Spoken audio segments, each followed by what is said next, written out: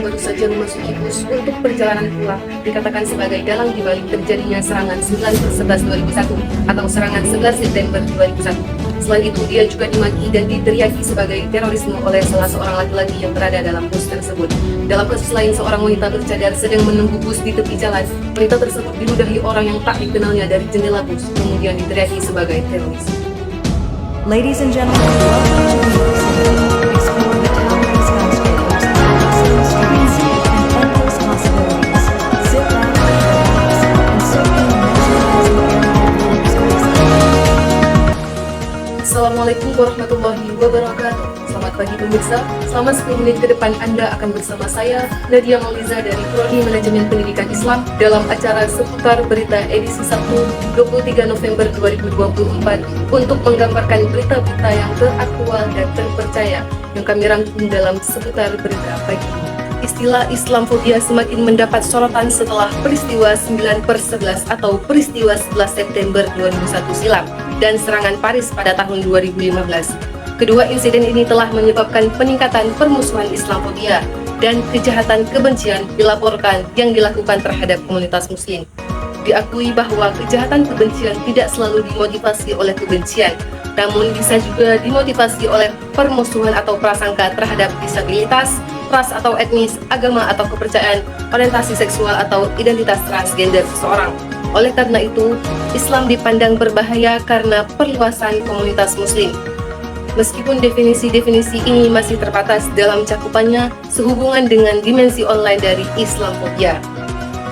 Muslim yang dapat diidentifikasi secara lebih jelas mungkin menjadi sasaran insiden kejahatan kebencian. Muslim yang dapat diidentifikasi secara jelas lebih mungkin didiskriminasi karena penampilan mereka. Mereka menyatakan bahwa orang yang tampak beragama Islam seperti mengenakan jilbab, berjenggot, atau bahkan membawa tas ransel akan segera diidentifikasi sebagai calon teroris.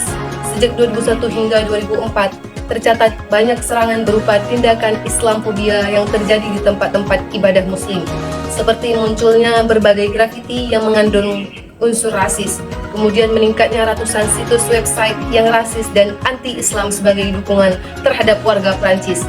Media Prancis semakin gencar menyebarkan doktrin bahwa Muslim adalah entitas asing dan bukan bagian dari Prancis.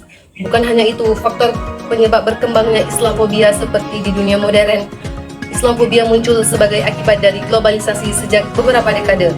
Kemunculan Islamfobia di sejumlah negara dilatar belakangi hal-hal berbeda. Di Inggris dipicu oleh kebencian penduduk asli Inggris terhadap imigran. Selain itu, dengan bertambahnya jumlah imigran yang datang ke barat menjadi ketakutan bagi orang kulit putih. Faktor selanjutnya yaitu adanya konstelasi politik. Pertarungan global ini ikut andil menjadi faktor besar yang melatar belakangi hadirnya Islamfobia. Umat Islam masih terjebak dalam kesalahan penempatan agama dan politik, yang dimana seharusnya agama menjadi inspirasi, bukan malah menjadi kendaraan politik. Meskipun demikian, tidak semua non-muslim adalah Islamfobia terhadap muslim. Pandangan seseorang terhadap Islam dan umat Islam sangat dipengaruhi oleh pengalaman pribadi, lingkungan sosial, dan informasi yang mereka terima. Banyak non-muslim yang memiliki hubungan harmonis dengan komunitas muslim, bahkan berperan aktif dalam mendukung muslim. Misalnya, di beberapa negara muslim dan non-muslim sering hidup berdampingan dalam masyarakat multikultural. Contohnya seperti di Prancis. Awal mulanya negara Prancis memiliki hubungan yang erat dengan umat muslim. Seperti gelombang besar pertama imigrasi terjadi selama Perang Dunia Pertama. Saat itu Prancis membutuhkan dukungan tentara asing untuk memperkuat pasukannya. Maka dari itu, lebih dari 300.000 orang Afrika Utara dikerahkan untuk berkontribusi. Mereka kebanyakan dari negara-negara Afrika Utara seperti Maroko, Aljazair, dan Tunisia, yang mana sejumlah besar dari mereka adalah Muslim. Kontribusi penting ini menghasilkan tanda-tanda pengakuan pertama oleh pemerintah kepada komunitas Muslim. Contoh lainnya itu seperti pada masa awal Nabi Muhammad menyampaikan agama Islam kepada penduduk Arab. Beliau bekerja sama dengan non-muslim karena sama-sama menganut agama monoteistik. Non-muslim juga mendukung atas gerakan umat muslim demi mewujudkan masyarakat yang adil dan stabil. Juga melalui Sahifah Madinah atau Konstitusi Madinah, semua pihak bersama-sama menjaga keamanan kota Madinah dari ancaman eksternal. Beberapa contoh di atas menunjukkan bahwa tidak semua non-muslim fobia terhadap Islam dan orang muslim. Bahkan Islamofobia juga terjadi antara sesama muslim yang diakibatkan karena diskriminasi. Diskriminasi dalam komunitas muslim dapat memicu rasa takut dan ketidakpercayaan di antara sesama muslim. Misalnya, seseorang dari mazhab tertentu merasa dihakimi karena cara ibadahnya berbeda saat berada di lingkungan dengan mazhab lain.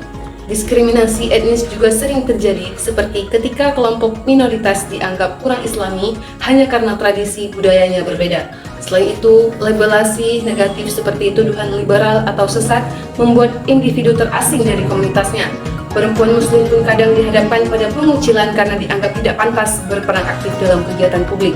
Dan diskriminasi sosial terjadi ketika seseorang merasa takut atau dijauhi oleh sesama muslim karena status sosial atau penampilannya dianggap tidak mencerminkan standar Islami. Misalnya seseorang yang baru saja berhijrah dari kehidupan kurang religius, seperti bekerja di lingkungan halal atau tidak berpakaian sesuai syariat, sering dipandang rendah atau diragukan keimanannya oleh beberapa umat muslim yang merasa diri paling baik. Semua ini menunjukkan pentingnya kesetaraan, toleransi, dan penghormatan untuk mencegah perpecahan.